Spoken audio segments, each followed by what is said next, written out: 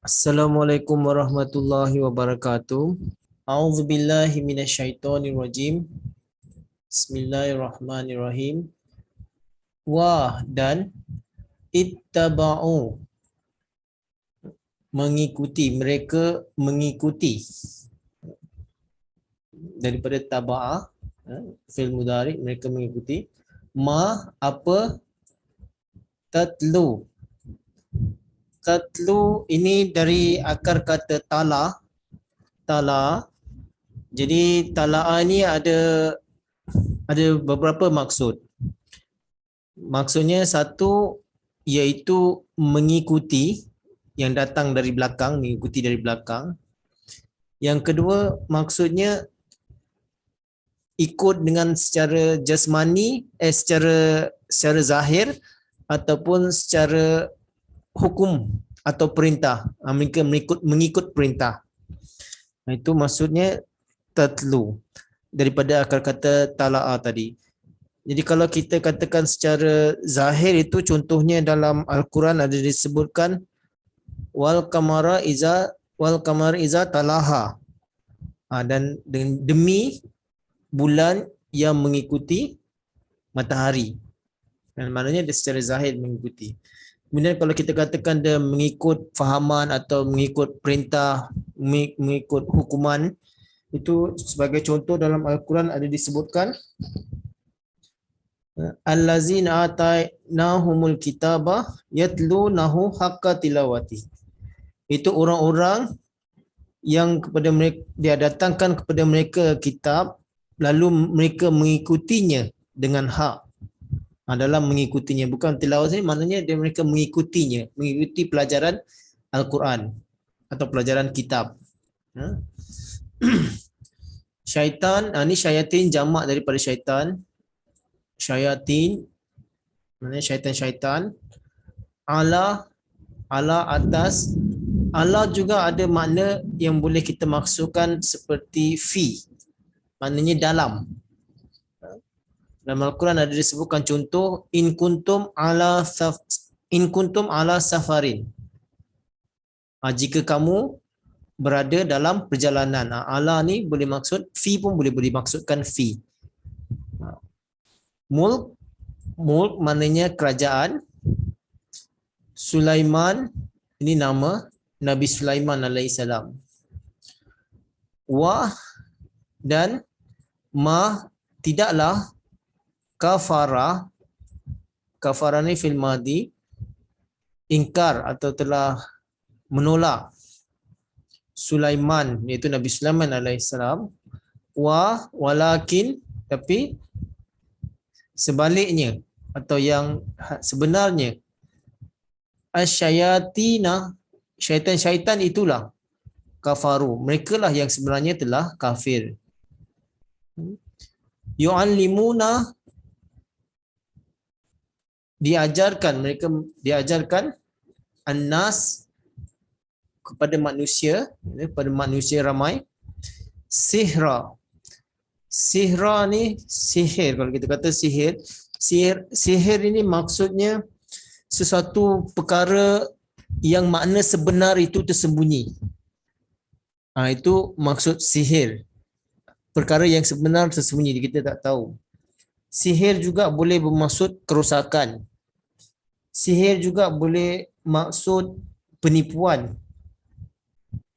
Sihir juga bermaksud mereka menutupi kebenaran dengan yang batil.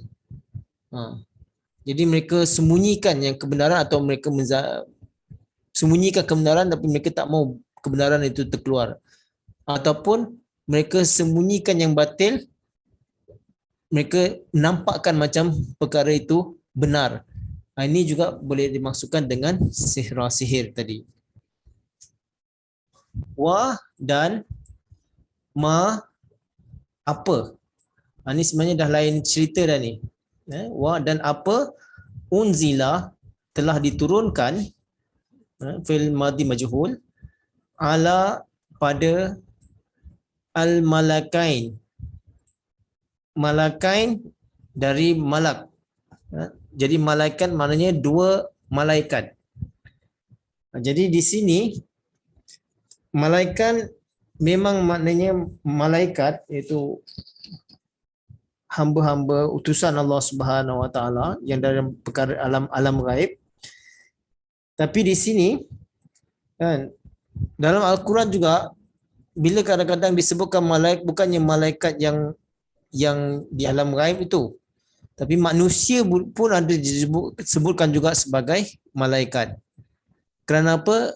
Kerana akhlaknya, kerana kebaikannya, kerana kesalehannya, kerana tinggi keimanan dan derajatnya di sisi Allah Subhanahu Wa Taala, itu pun boleh disebut malak. Sebagai contoh dalam surah Yusuf, dan apabila kita lihat peristiwa yang perempuan-perempuan itu melihat Nabi Yusuf alaihissalam, lalu mereka terpukul, mereka mengatakan in haza illa malakun karim. Ini itu adalah tidak lain tidak bukan adalah malaikat yang terhormat. Tu. Jadi manusia pun boleh dikatakan malaikat. Jadi malaikat di sini maknanya adalah dua malaikat. Okay, nanti saya terangkan. Dengan Babil. Babil ini nama tempat. Dalam bahasa Inggeris disebut Babylon. Dan dalam bahasa Arab disebut Babil. Dan apa yang diturunkan? Dua malaikat di Babil, pada Babil. Siapa malaikat itu? Harut dan Marut. Harut dari akar kata harata. Harata yang bermaksud koyak. Yang telah mengoyakkan. Jadi Harut maksudnya yang banyak mengoyakkan. Itu Harut. Kemudian Marut dari akar kata marata. Marata bermaksud yang telah memecahkan. Jadi Marut maksudnya yang banyak memecahkan. Jadi ini sebenarnya adalah nama sifat. Satu sifat yang mengoyakkan dan satu lagi sifat yang memecahkan.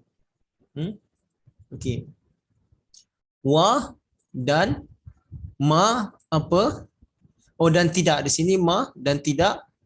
Yu'allimani, kedua-duanya mengajarkan. Mengajarkan min dari ahadin, seseorang pun, dari sesiapa pun, daripada seseorang sesiapa pun, hatta sehingga yaqula, mereka keduanya mengatakan, innama sesungguhnya ini nahnu kami fitnah. Fitnah ni maksudnya ujian. Jadi fitnatun ini maksudnya ujian. Ujian itu kita boleh buat perbandingan baik ke ataupun buruk ke. Sebab tu dia katakan fitnah, ujian. Macam kita buat kajian di makmal untuk tahu baik buruk sesuatu perkara. Jadi kita buat ujian. Kemudian macam kita nak masuk, contohlah kita nak masuk jamiah. Kita ada ujian. Kita nak lihat pelajar ni layak tak untuk masuk jamiah. Jadi di sinilah ujian fitnah ni maksudnya ujian, mereka ingin menilai baik dan buruk atau layak ataupun tidak layak sesuatu perkara itu. Fa maka la, janganlah takfur, kamu menjadi orang yang ingkar. Kalau dah masuk, maknanya mereka perlu taat. Jadi tak boleh ingkar lagi dah. Kena ikut dengan nizam yang akan berjalan selepas itu. Fa maka yata'allamuna, mereka telah mengajarkan minhuma, dari keduanya,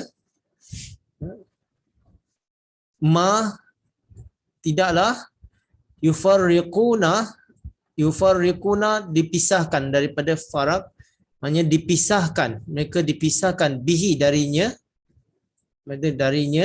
baina di antara al-mar'i suami wa dan zaujihi pasangannya atau isterinya. Mar'i boleh dikata laki-laki atau zauji atau daripada perempuan. Okey, nanti saya terangkan terjemahannya yang mudah. Ayat ini panjang hari ini insya-Allah taala saya akan cuba bacakan, ajarkan terjemahan dengan satu persatu dengan terjemahan dengan tafsir yang mungkin tak akan habis kita sampaikan pada hari ini, kita akan sambung besok. Wa dan ma, tidaklah mereka bidorin bi dengan itu, dorina dari dorra, dorina memudaratkan atau merosakkan, tidaklah dirosakkan bihi darinya, min dari, ahadin seseorang, illa melainkan, bi dengan izin Allah, illa biiznillah dengan izin Allah. Maksudnya tidaklah mereka itu mendapat kerugian atau memudaratkan darinya melainkan dengan izin Allah Ta'ala.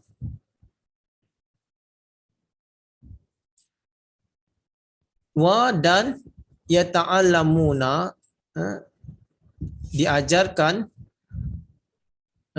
mereka mengajarkan ma apa-apa yang yadurru, yang merugikan. Tadi kita dah baca darra, yadurru yang merugikan atau memudaratkan, hum mereka, wa dan la tidaklah, yanfa'uhum tidaklah bermanfaat, daripada nafa' fil mudhari' yanfa'uhum dan tidaklah memberi manfaat kepada mereka. Wa dan lakat dan pastinya sesungguhnya, alimu mereka mengetahui, mereka sesungguhnya telah mengetahui, dari awal lagi mereka telah mengetahui, la manish bagi siapa-siapa ishtara yang membelinya maknanya kerusakan tadilah, ya. Ma apa, lahu baginya, fi dalam akhirah, di dalam akhirat, bagi dalam kehidupan akhirat, min dari khalaq, tidak ada bahagian. Maksudnya tak ada manfaat, tak ada bahagian, tak ada manfaat. Wa dan la pasti sesungguhnya, bi'sa rugi, kita dah belajar banyak kali bi'sa ni rugi, sia-sia, ma apa-apa, syarau yang mereka niagakan, bihi dengannya, anfusa jiwa, hum anfusahum untuk jiwa mereka, untuk diri mereka, lau jika kanu mereka itu, ya'lamun mereka mengetahuinya. Okey, saya akan sampaikan terjemahannya yang mudah. Wattaba'u ma tatlu syayatinu ala mulki Sulaiman, dan mereka mengikuti apa yang telah diikuti oleh syaitan-syaitan ketika dalam kerajaan Sulaiman. Wa ma kafaru Sulaimanu walakin nasyayatina kafaru yu'allimuna an-nasa sihra. Dan tidaklah Sulaiman itu telah kafir, tetapi yang sebenarnya syaitan-syaitan itulah yang kafir, kerana mereka lah yang mengajarkan manusia sihir, tipu daya. Wa ma unzila ala malakaini bibabila Harut wa Marut, dan apa yang telah diturunkan ke atas dua malaikat di Babil, iaitu Harut dan Marut. Wa ma yu'allimani min ahadin hatta yaqula innama nahnu fitnatun fala takfur, dan tidaklah diajarkan ilmu itu kepada sesiapa pun, melainkan mereka berdua akan mengatakan, sesungguhnya kami ini adalah ujian, maka janganlah kamu ingkar. Fayata'allamuna minhuma ma yufarriquna bihi bainal mar'i wa zawjihi, maka telah mengajarkan dari kedua-duanya yang memisahkan yufariqu antara lelaki dan perempuan atau antara suami dan pasangannya.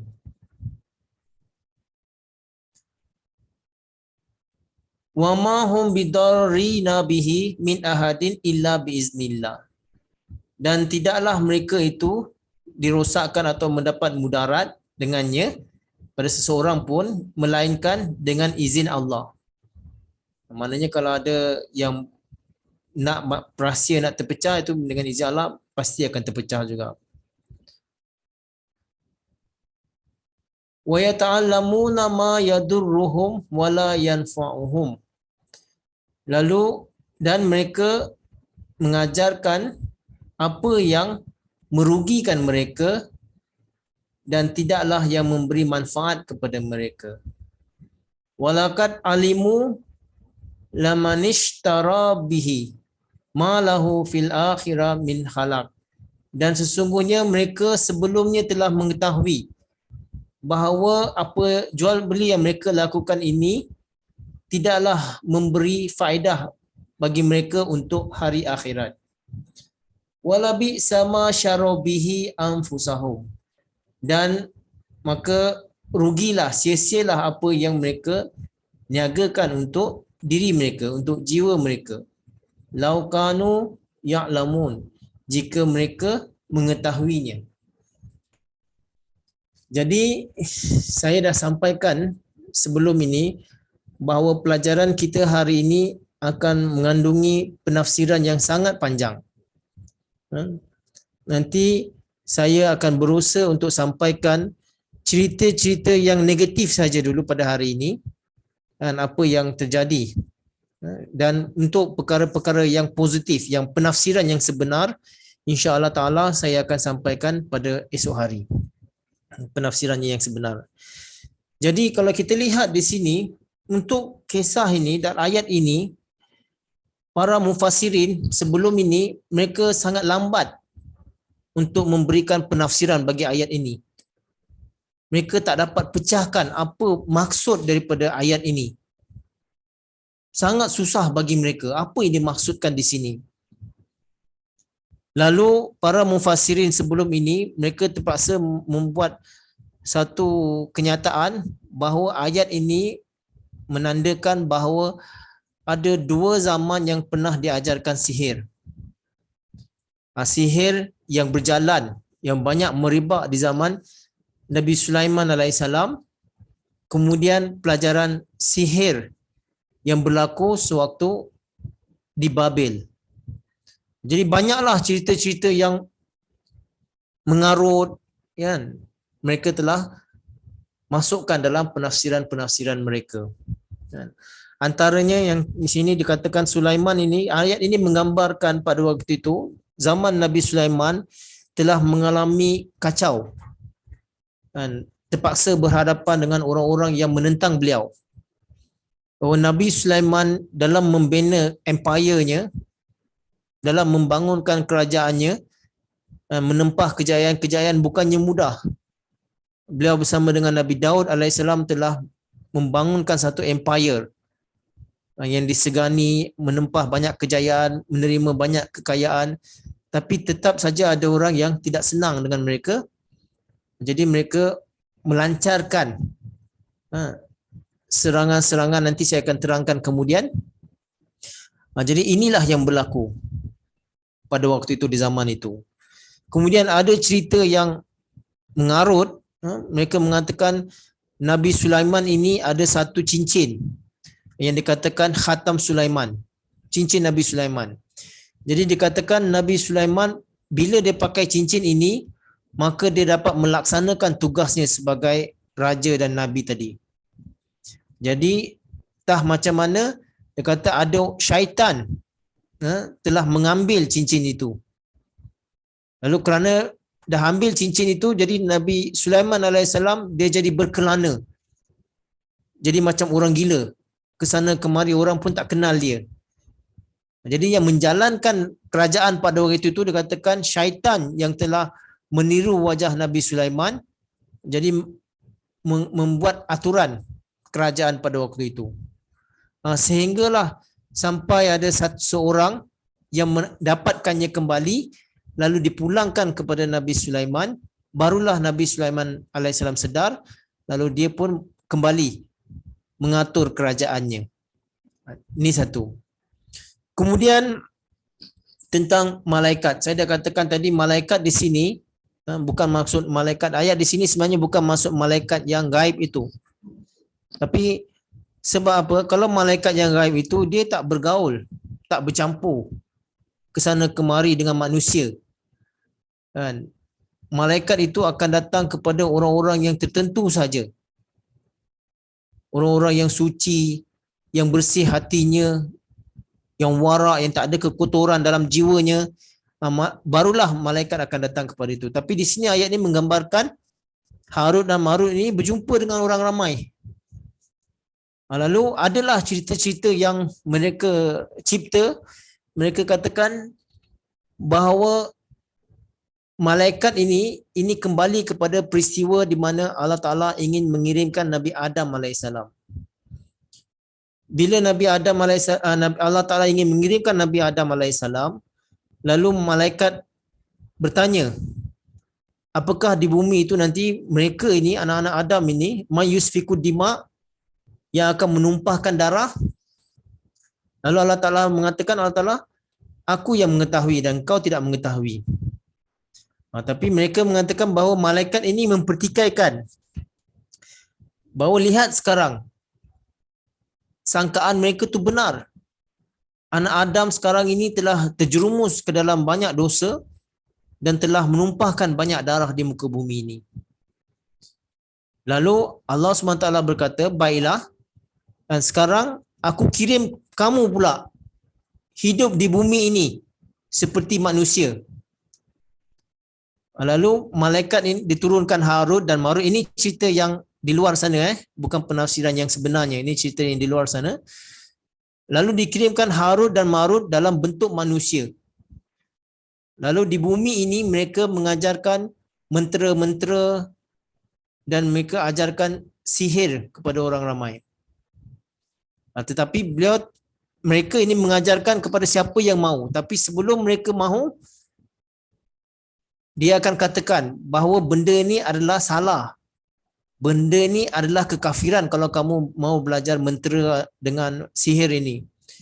Tetapi buat orang-orang yang inginkan mereka sanggup menjadi kafir, lalu belajar mentera dengan sihir ini daripada Harut dengan Marut. Jadi mereka dikatakan Harut dan Marut mengajarkan hanya kepada lelaki saja.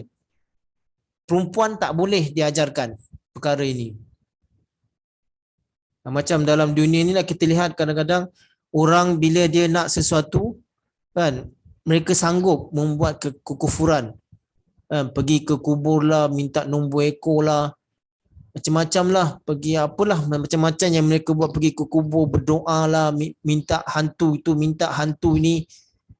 Jadi mereka sanggup, mereka tahu benda ni salah, tapi mereka sanggup menjadi kafir atau ingkar kepada perintah Allah Subhanahu Wa Taala jangan berlaku syirik, tapi mereka melakukan syirik semata-mata ingin mengejar keduniaan. Jadi ayat ini menggambarkan bahawa mereka mengatakan malaikat ini Harut dan Marut ini mengajarkan manusia mentera-mentera dengan sihir. Jadi siapa yang nak belajar mereka mesti jadi kafir. Itu yang cerita di luar sana lah. Kemudian nak jadikan cerita, satu hari ada perempuan pula datang belajar dengan Harut dengan Marut. Namanya Zehra katanya. Jadi setelah belajar, satu hari dia Harut dan Marut ini diberikan minuman keras, lalu mereka menjadi hayal, jadi mereka melakukan zina pula dengan Zehra tadi. Kerana dia melakukan zina, lalu jelas bahawa lihat Allah Ta'ala kata, lihat, kamu kata tak akan melakukan dosa di bumi ini, kan? Kerana kamu malaikat, kamu boleh bertahan. Tapi lihat apa dah jadi. Kamu telah melakukan dosa.